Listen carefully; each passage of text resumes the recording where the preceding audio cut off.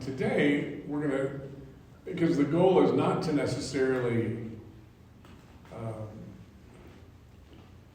our goal is, I don't know, some of you are so bright and so creative, your mind's going to spin no matter what. That's just how your brain is. It's more nature than it is anything else. And so, but I want us to figure out ways that we live our lives based on the person God wants us to be and living the way we want to live instead of by our anxiety. But so that was our first week.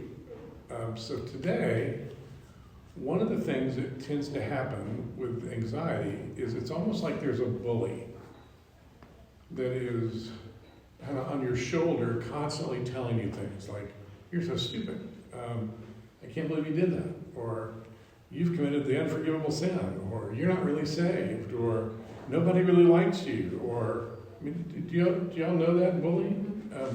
And people with anxiety really, that bullying really gets their ear. So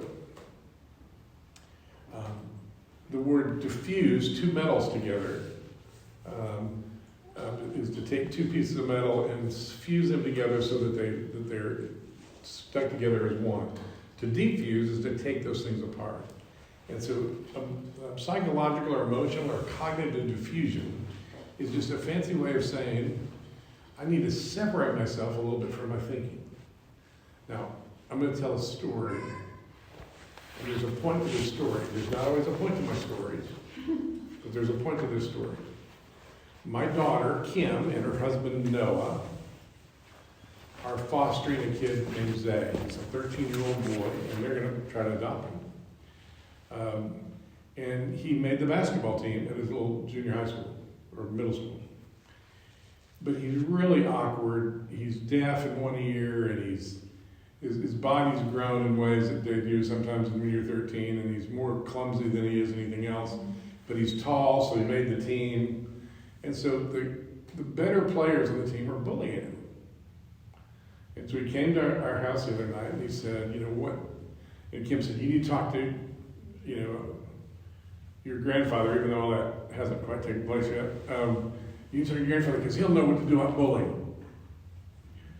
And so I said, Zay, what do you do now? He said, well, I told the coach.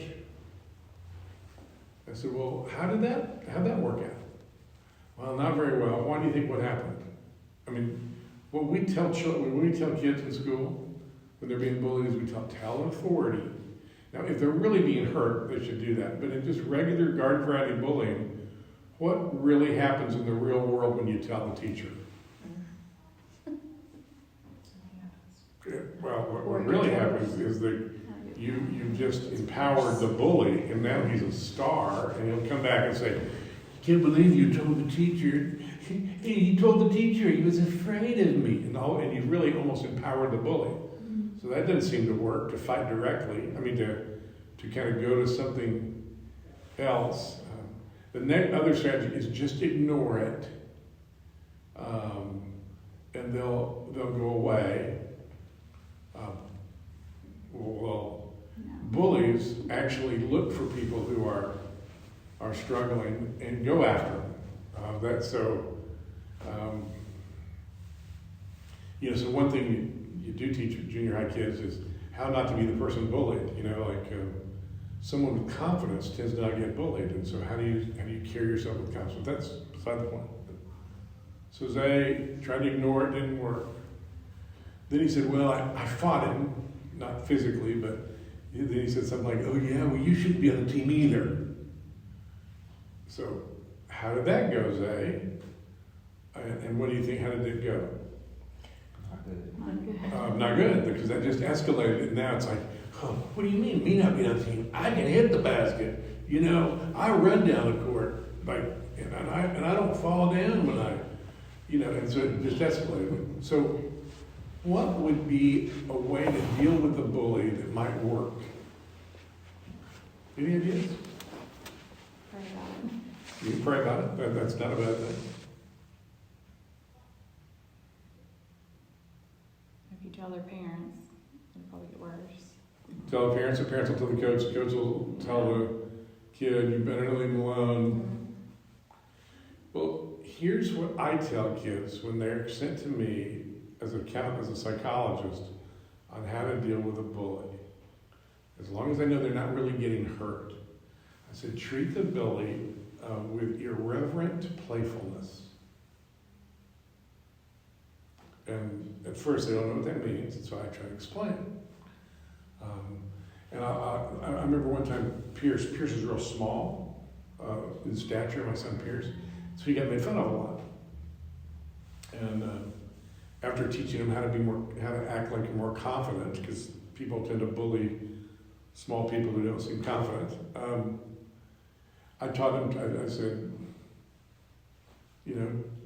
playful irreverence. I said, what does that mean? And I said, so he had when he was in high school, he had a band, I know you all don't even think I'm a Christian when you hear some of my stories, but it wasn't a school band, it was a garage band. I mean, so they had a band, and so they would play what they called shows, and I would go to hear the shows, because that's what fathers do, and they weren't all that good. And I remember one night, and he's just a high school kid, there was a guy there that was kind of heckling him, a bully, and saying things like, you guys stink. And so Pierce got really upset with him and tried to take him on, and he said, well, at least we're up here. Well, yeah, you might be up there, but you're not, and it escalated. So they took a break, and they were going to play another set. And so I go up to Pierce. I said, Pierce, when he says, you all stink, say, if you think we're bad now, you should have heard practice.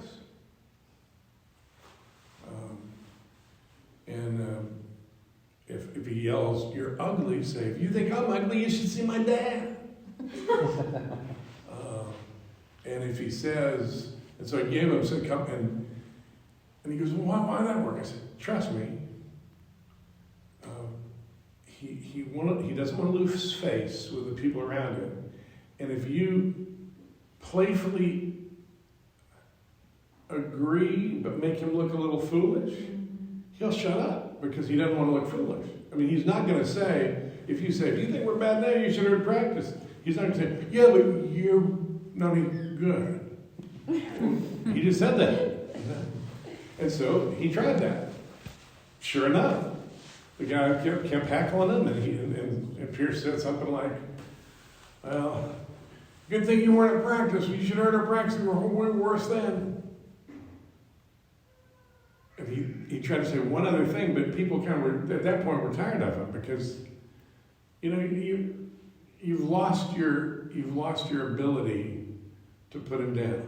Now you think, Coffield, why are you telling us a stupid story about a ska band and a bully? Well, because I want you to treat your thoughts with irreverent playfulness.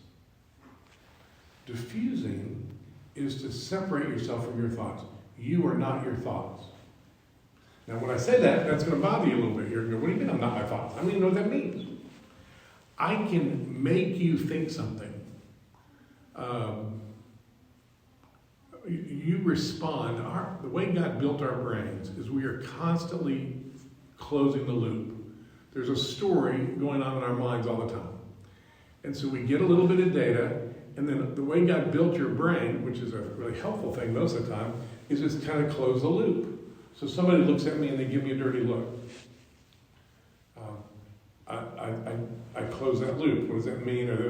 Now, if I have in my mind a message, people don't like me, I'm annoying, then what I'm going to do is think, that guy, he's mad at me, and we go down that path. Our thoughts are automatic, but they're not always true. Our thoughts are sometimes based on our experiences and our stories, but they're not always true. So I'm going to control your mind right now. Okay, so I'm just saying the first thing that comes to your mind. Mary had a little Girls just want to have. You only use 50% of your. You only use 10% of your brain. Now, I knew you were going to say lamb, girls, and brain. It was an automatic response. Now the truth is, all three of those thoughts are incorrect. You really don't know Mary. You don't know, Mary. I don't know if anybody owns a lamb. I think girls don't necessarily. That's just a song. I don't think girls necessarily want to have fun. Or some do, some don't. I don't know. And you've learned you only use 10% of your brain. We've disproved that thousands of times in research. It's just not true. It was just a wives' tale that was told. I think Einstein said it about himself, and from that point on, we said it must be true. And so what just happened is I gave you a data point, and your mind immediately, without anything, you didn't stop to think about it. You just immediately gave an answer without any question, without any. So your mind, in one sense, is not always accurate. It doesn't always tell you the truth. And it should be treated a little bit more like a bully, especially if you've got anxiety, that's kind of trying to tell a story instead of the truth. So that is kind of an introduction to the idea of diffusion. Let's kind of talk about this.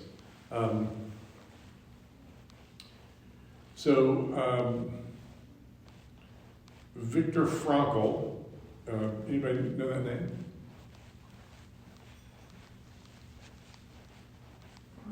It's a kind of important name. He was. No, Viktor Frankl. That's okay. I mean, he's an old guy, kind of like that.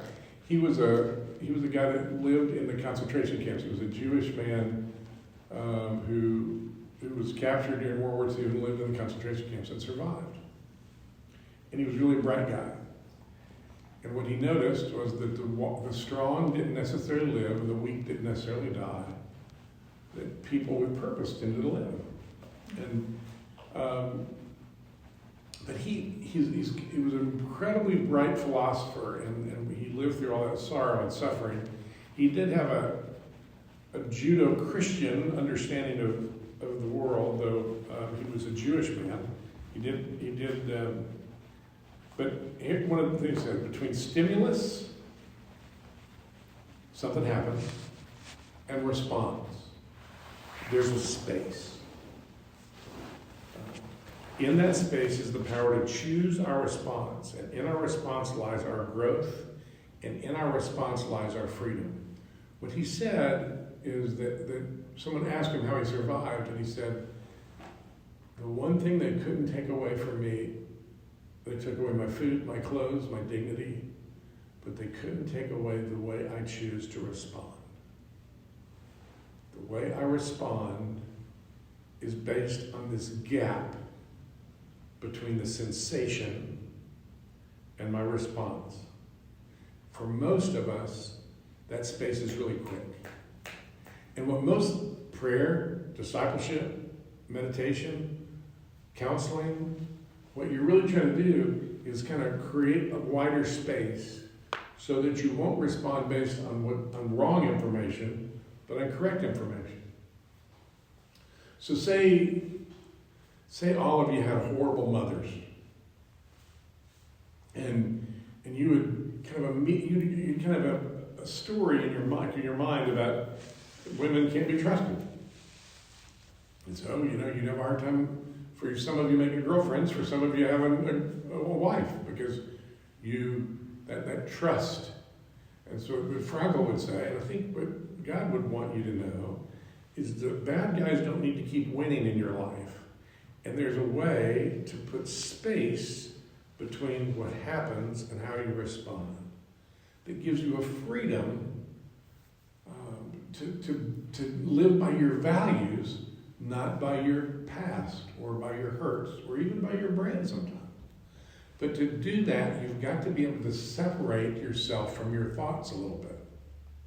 Now, lest you think, oh, this doesn't sound very Christian. Remember the psalmist, when the psalmist says, oh, my soul, and he's kind of defining himself, like he's almost having a conversation about his soul. My soul is weary. You know, it's like, well, wait, is that you? Is there a separation between? And I just want you to know, you are not your thoughts. You're not your thoughts. Your thoughts are here. Your soul is here. This is who you are. And your thoughts are just your brain working through data. And sometimes it's accurate, and sometimes it's not accurate. And sometimes it's based on hurt in your past. Sometimes it's based on wrong information. Have you not made a decision in your life? Have you ever been really anxious, and it was the reason you were anxious was because of wrong information? I had a guy come to me for therapy, and he was anxious, and he was worried about his future, and he was just worried about the economy. And this guy was an attorney in Orlando, and he put his financial data in some sort of program on the internet that said he was going to die broke.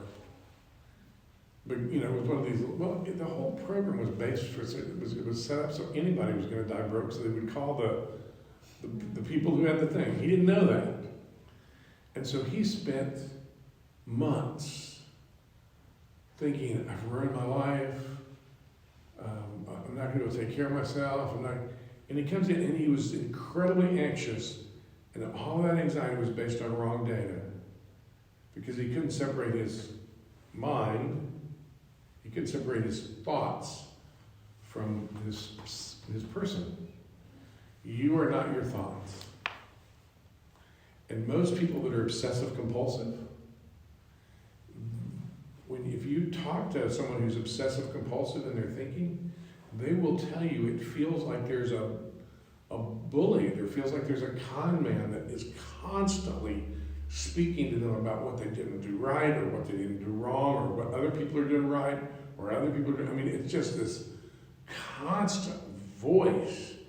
And as long as they believe that that voice is always true, or as long as that they believe that voice is them, they'll go crazy.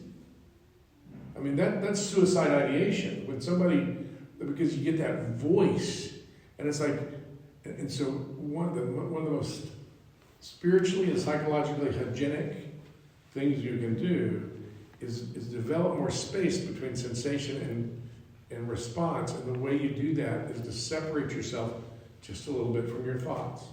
Now, does that sound crazy, or does that make sense a little bit? Because if you were just to go to somebody on the street and say, you are not your thoughts, they would go, what are you talking about? That just sounds weird. But you're not.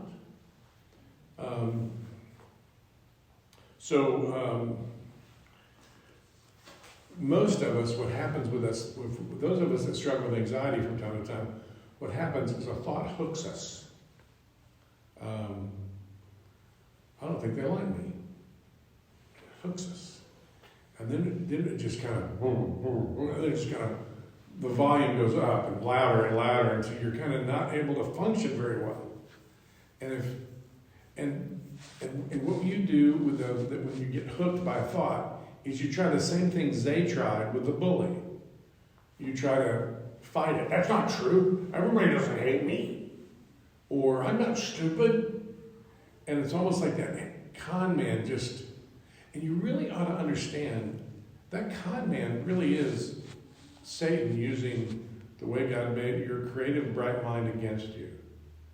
I mean, Satan loves to get somebody who's anxious hooked and then just spin them. And so when people try to ignore it, I'm not going to think about that, I'm not going to think about it. Well, how's that going? I mean, as soon as you say, don't think about a white shark, whatever you do, don't think about it. Or if I said to you, listen, I know it smells a little bit like fresh paint in here, but don't pay any attention to it. At that point, people are like, the paint smell is killing me. Because you don't deal with a bully that way. If you're going to defeat the bully, you've got to, first of all, not believe that the bully is right about what they're saying to you. Therefore, you're separating them from you. And then treat them with playful irreverence. I'll talk about how you would do that with your thoughts in a little bit. But getting hooked, caught up, fused, lost, pushed around by, dominated by your thoughts. That's what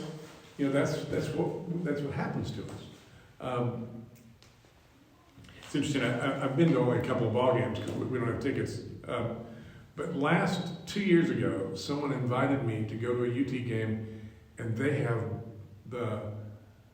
they're really wealthy people that have the skyboxes. Has anybody ever been in the skybox at Nayland's game? I'm gonna tell you. I mean, there's a buffet back there.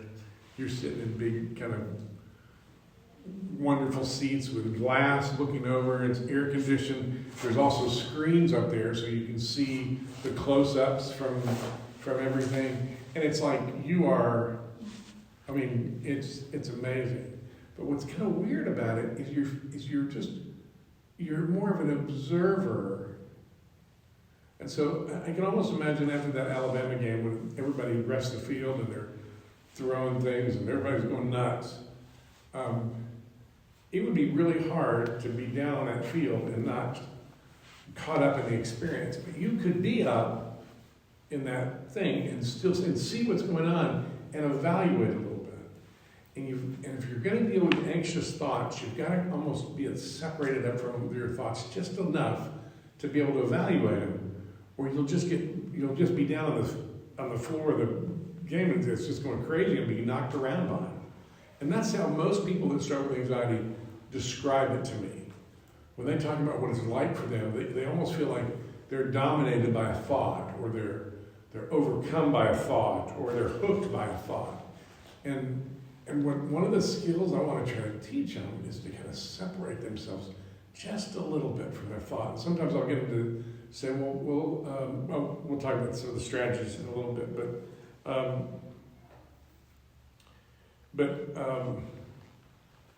So sometimes we have themes in our minds like blame others, or envy other people's success, or compare yourself to others. And those things just almost automatically happen to us at times.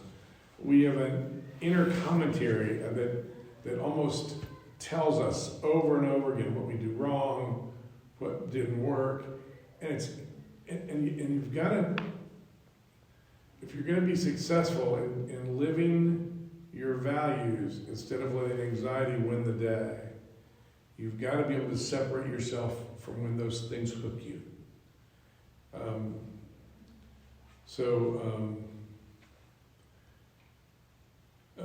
A couple of Augustine, one of the earliest Christian thinkers, all the time I wanted to stand and listen to your voice, but I could not because of another voice. It was the voice of my ego inside of me dragging me away. What he was describing, if he was a contemporary of us today, he would have described that as anxiety. But back in the day, they didn't have classes on anxiety, and they didn't use that language. But what he was saying is, I wanted to listen to God, but I couldn't, because there was another voice that was just relentlessly distracting me and pulling me away. That's the experience of most anxious people I know. Is that true for anybody here? Is that ever an experience for you that you feel like thoughts almost hook you and then dominate you, and then they just spin inside you? You're not those thoughts. You have those thoughts, but those thoughts aren't you, and those thoughts aren't accurate. Those thoughts are based on, and the evil one knows your story, knows what's happened to you, knows the themes of your story, and uses that against you to haunt you with thoughts that aren't you. Does that make sense? Because of our nearly complete identification with our thoughts, we have a strong tendency to move through life reactively instead of intentionally. I mean, we're almost like a reactor that is, that's just kind of walking through life because we so identify with our thoughts that and I think God wants to invite us to live intentionally instead of reacting. Does that make sense? So what are some ways we tend to handle it? This will sound a whole lot like the advice I gave Zay about a bully. We try to ignore it, try to push it away, distract ourselves, think positive, tell myself it's not true. Have you ever done there was a Saturday Night Live skit 15, 20 years ago, and I know that you all are also much better Christians than I am, so you would not know this skit. But it was a guy, I think his name was Stewart, and it made fun of the self-help movement. And what he would do is he would give himself positive affirmations. And so he would stand there and say, I'm good, I'm happy, and by golly, everybody likes me. But nobody liked him. And so the whole skit was this kind of, poor little Stewart telling himself positive affirmations. I remember, these aren't around as much anymore, but we tend to do this sort of stuff.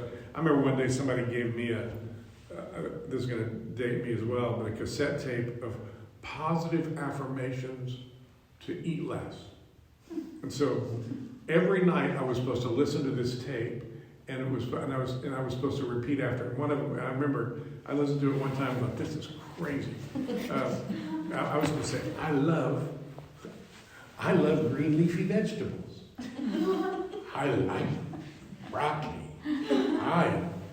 I don't like sugary food. And so you were supposed to spend 60 minutes basically lying to yourself, saying things that weren't true. And somehow that was supposed to help. And that's something, one of our strategies when we get one of those thoughts, we try to kind of fight it that way. It doesn't seem to work very well. Distraction is another way that people deal with anxiety. I'm going to distract myself. I'll suppress it. I'll try to get involved with something else. I'll try not to think about it. But the problem with that is when you actively try to push something away, you often get more caught up in it. Listen to this C.S. Lewis quote. The pressure of things we are trying to keep out of our mind. You hear that so far? The pressure of the things we are trying to keep out of our mind is a hopeless distraction. No noise is so powerful as the one we're trying not to listen to. And so what happens when the bully says to you, you're stupid. That was horrible. You're ugly. All of which would not be true for anyone in this area. But when the bully says things like that, there's ways in which, I'm not thinking that. I'm not thinking about that. Well, that's opening the door to thinking about it even more. And so what I'm going to ask you to consider is to consider diffusing it. And there's 3 steps to diffusion. You need to notice it, you need to name it, and you need to neutralize it. So you have a thought, and the thought is, I'm so stupid. I notice there's that nagging voice, thought. It's not me, it's not necessarily true, I've noticed it. I name it. That's just my brain trying to close a loop with something with data that it doesn't have complete data, And then you want to try to neutralize it. I'll give you some examples of how to neutralize in just a second. So step back and observe your thoughts. Taking your mind too seriously is a bad habit. We want to replace it with a new habit of playful irreverence. Notice your thoughts, but choose which thoughts to follow.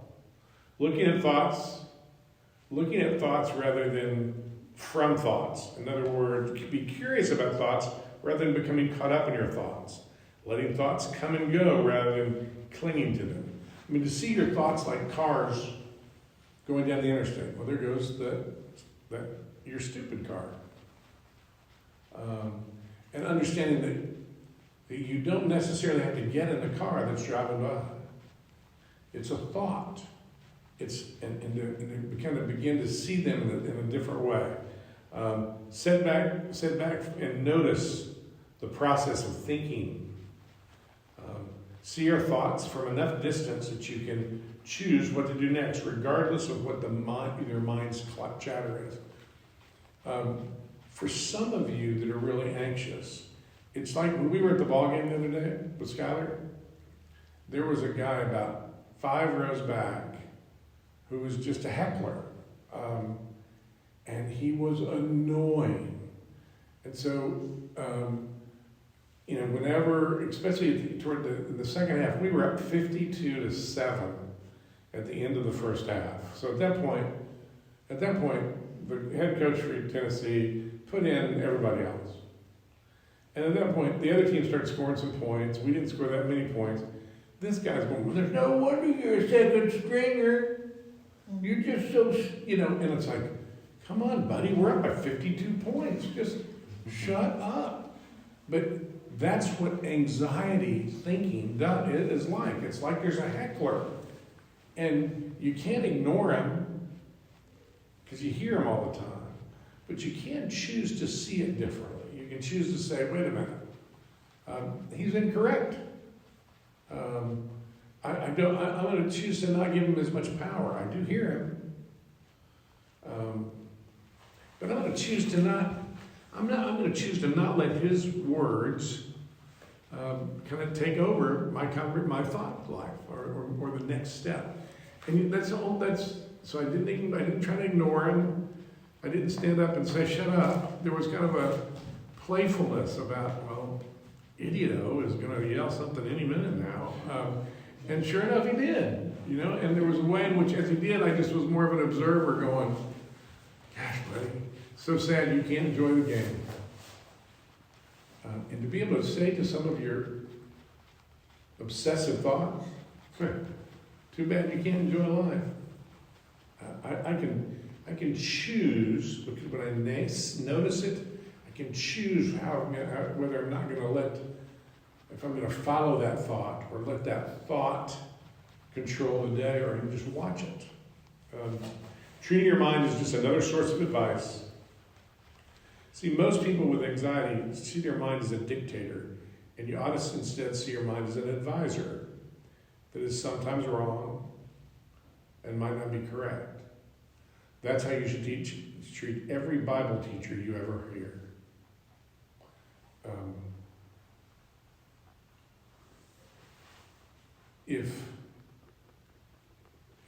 The Bible is full of admonition about being careful from false teachers. My greatest fear when I teach anything, including tonight, is that I'll be a false teacher. And if you're a good Christian person, you're not taking in everything somebody says. You're kind of waiting to say, wait a minute, is that worth me thinking about? Is that worth me? Because you know that everybody's thoughts might not be accurate. Well, treat your own thoughts in that same way. You do that to me. If I came in and said, I think Mormonism is really just another form of Christianity, I would hope you would go, that's not true. That's heresy. We're not going to listen to that. We don't believe that. Right? I mean, wouldn't you, if I said, it doesn't matter what you believe, because we're all going to, I don't even know, but if I said something just really theologically absolutely stupid, you would go, I'm not going to believe that. Treat your own thoughts with the same type of dignity that you would treat other people's thoughts. You don't let somebody else, you go to a church that you want them to teach the Bible, or you would be coming to this church. And you have a responsibility when you listen to say, are they teaching the Bible or not? And when you think we're not, the good thing about this church is I'm not sure that we're always right about what we teach, but I don't think anybody intentionally tries to teach what they, I mean, I think everybody who's teaching really believes that this is what the scripture teaches. And that doesn't mean we're all always right. But I know in the case of Seth and Joel, and when I try to teach, my goal is to be accurate with the passage. Now, that doesn't mean I'm always right. But you guys, that's not how that, you wouldn't come here and listen to, you know, if I started talking about politics too much instead of Jesus, you'd say, wait a minute, that doesn't belong here. And you want to treat your own thoughts with that same sort of suspicious, playful irreverence that you would other people's ideas. They're just thoughts. Just because, I mean, your brain, your thoughts, is not a dictator, it's an advisor. And with an advisor, you can choose to reject the advice. With a dictator, whatever it says, you got to do. But your thoughts are not dictators because they're not always accurate. I got every one of you to say Mary. Lamb. I got every one of you to say girls. I got every one of you to say brain. You don't have complete control of your thoughts. Most of your thoughts are automatic. And so you've got to pull away from them enough to say, I can treat them differently. And so you want to notice it, name it, neutralize it.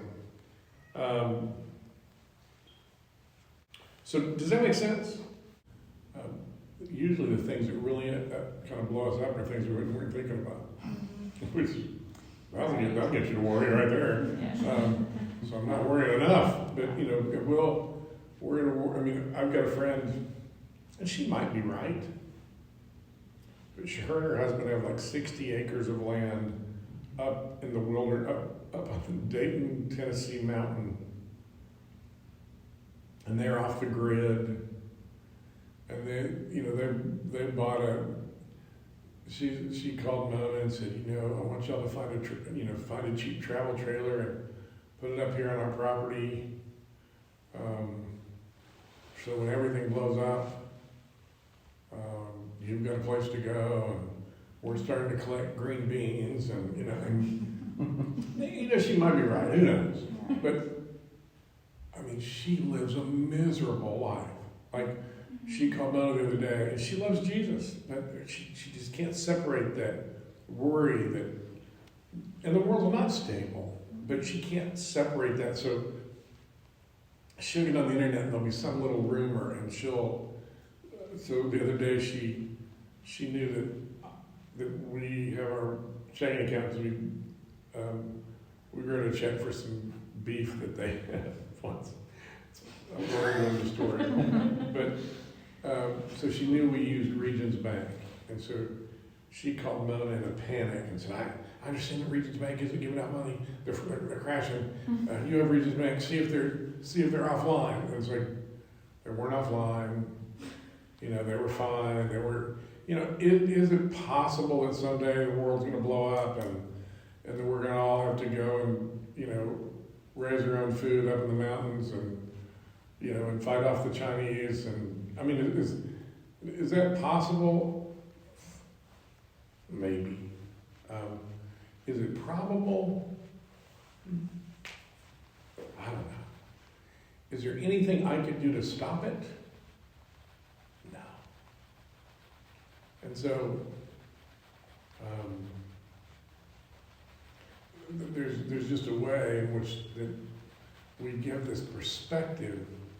One of the most important things about anxiety that God can give us if we have a gospel understanding is just a different perspective. So, wait a minute. He's in charge. He's been faithful. We'll see. Remember the first day I said that often people are very creative and very bright. That would be all of you. Tend to be more anxious than others.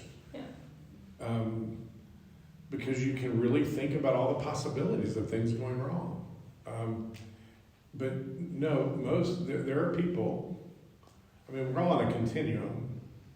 And most of the people that kind of can be diagnosed with anxiety type disorders, which would be a third of the population of the US within the next year, the people that are on the bottom side of that continuum are not, they're able to kind of put a thought away. And when somebody says, that wasn't a very good sermon, they go, I don't have much to prove.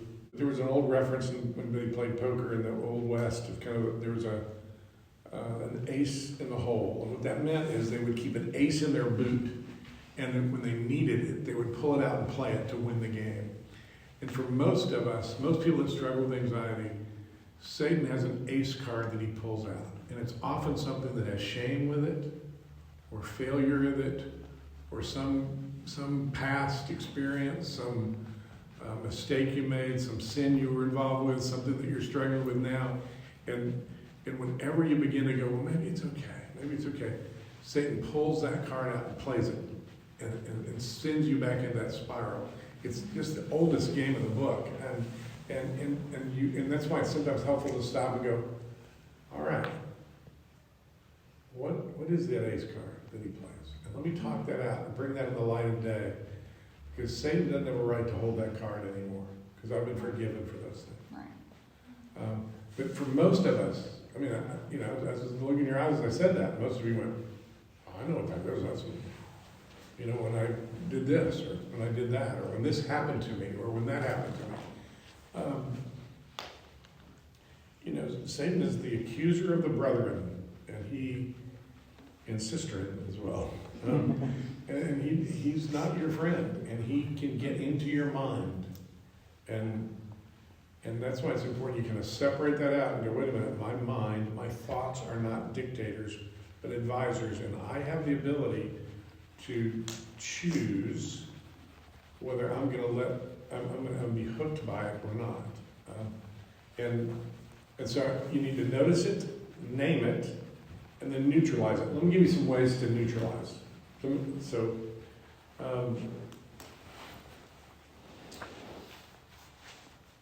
there's probably 1,000 different strategies. I'm just going to give you 4 or 5 just to kind of give you the idea. But the idea is to be playful with them. So I gave you the example of Zay when I said to be playful with the bully will shut him up. But you can observe your thoughts. Observe them as a stream, that something's floating by, that there's leaves floating by. It's like, wait a minute. So you get this thought of I'm stupid, and instead of letting that saying, there goes that stupid leaf.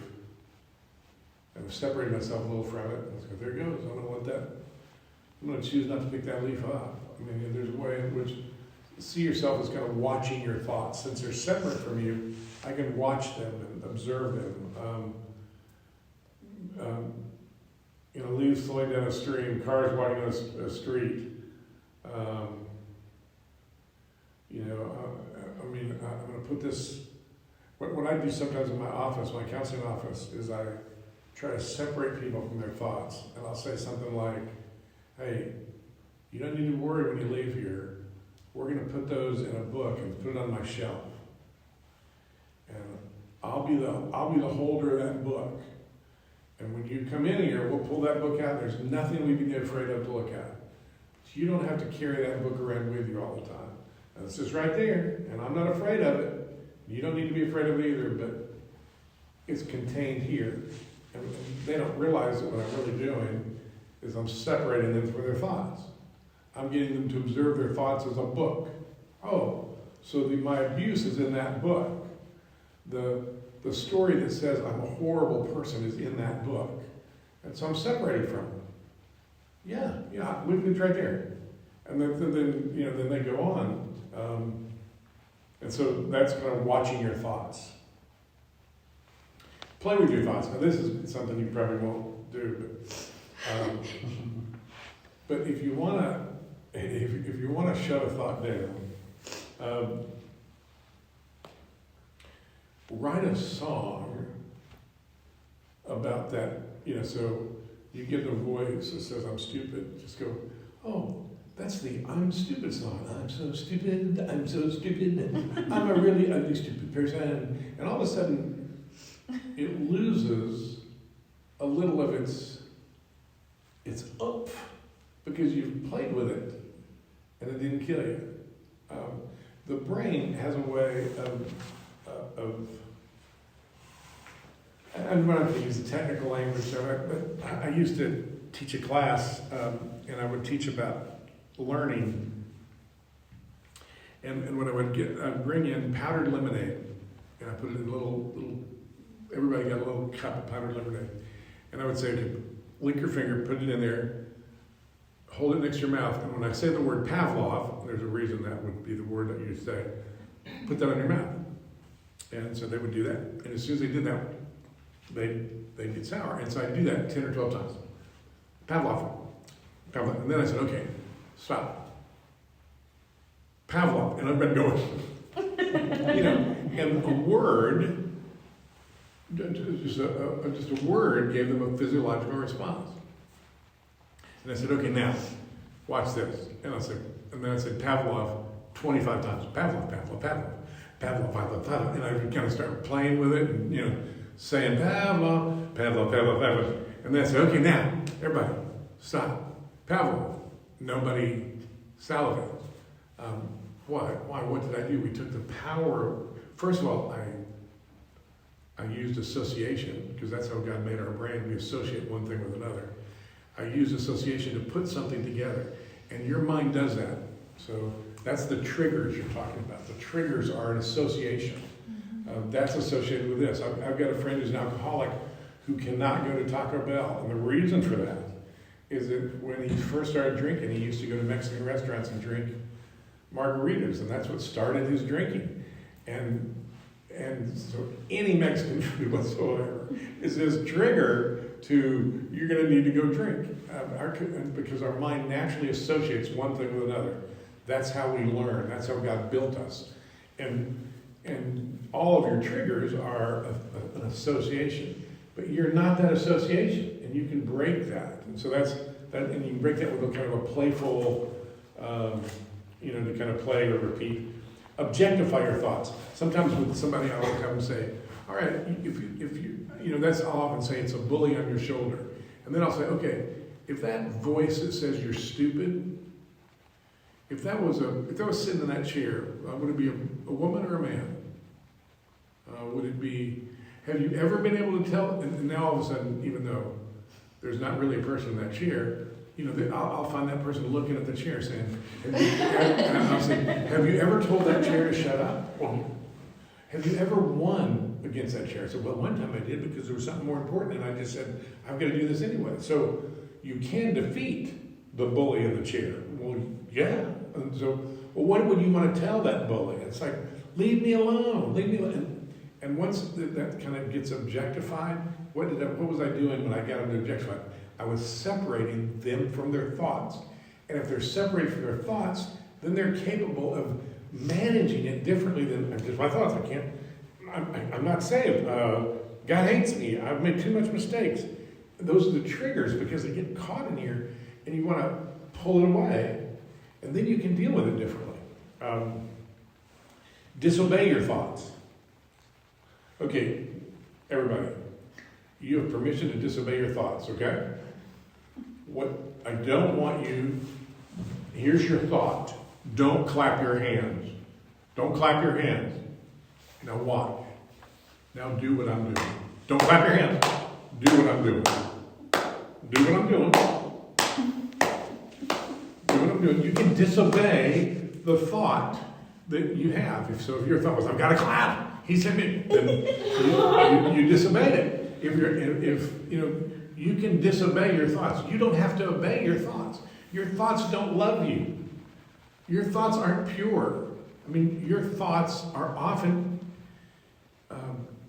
created automatically by harm and trauma and triggers and experiences of your life. And Satan often tries to mess with those thoughts. And so it's okay to disobey a thought. I disobey thoughts all the time. Sometimes somebody, pulls in front of me in the interstate. My first thought is, I think I'm just going to ram that car. I mean, but I disobey that thought because I know that would be a bad idea. So, disobeying your thoughts.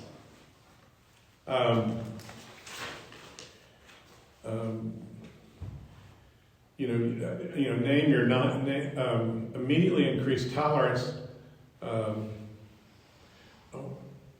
They did an incredible study where they had a hot plate that wasn't going to school, wasn't going to burn you, but it was uncomfortably warm, and they had people, said, put your hand on there, as long as you can. They timed them. And then they had a second group that they taught diffusion techniques to, where you can disobey your thoughts, you can, and they said, now, keep your hand on there as long as you can. Well, the people who were taught to diffuse kept their hands on the plate 40% longer because their thought was, get your hand off of here. But they said, well, I can disobey that. He asked me to keep my hand on there. I'm going to do that. And this is just me talking.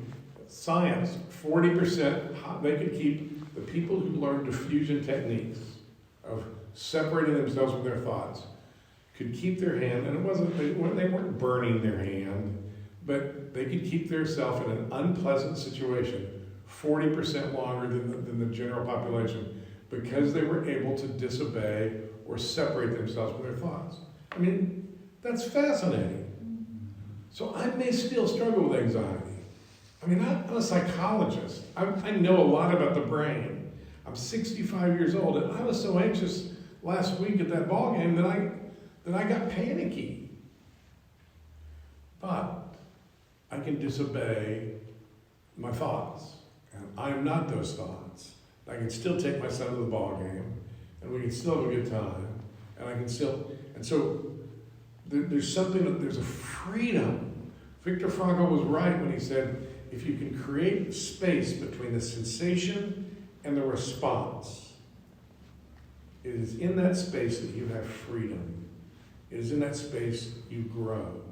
Because in that space, I am choosing, based on my faith, how to behave, not that automatic responses of thoughts that don't love me and that thoughts are not me. So this week, acknowledge your thoughts and feelings. Sometimes you'll need to notice them in your body. Sometimes you'll just kind of go, why is my leg hurting? My leg is telling me that I'm anxious. Notice it and just try some of these techniques.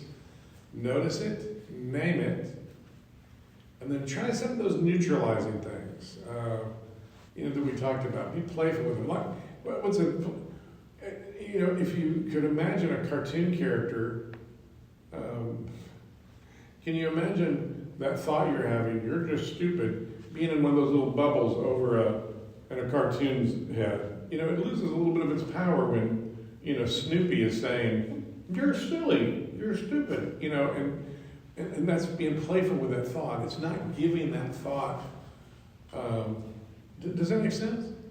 So I'm going to be praying for you this week that God would let you separate yourself from the bully that tells you and triggers you and tells you you're not good enough, you're stupid, nobody likes you, you're not a good mother, you're not a good father, you're not a good singer, you're not a good mother, you're not a good wife, you're not a good... That constant berating those thoughts that are not true. I'm going to pray that God will help you separate from those this week and begin to taste a little freedom. Okay? So we'll get together next week. And next week, if today we talked about values first, today we talked about your thoughts, next week we'll talk about your emotions, and we'll talk about acceptance. What does it mean to accept emotions instead of trying to, and then we'll talk about being present the last night. So I think you'll find this to be a little bit helpful with anxiety. Father, sometimes you're so afraid and so triggered and exhausted with the way their mind just spins, would you give them a freedom this week to see those triggers, those thoughts with playful irreverence? Let them see your truth of how you see them. I would give them a freedom to respond based on what you want them to be, not just a reactor to these random and hideous thoughts that often plague them.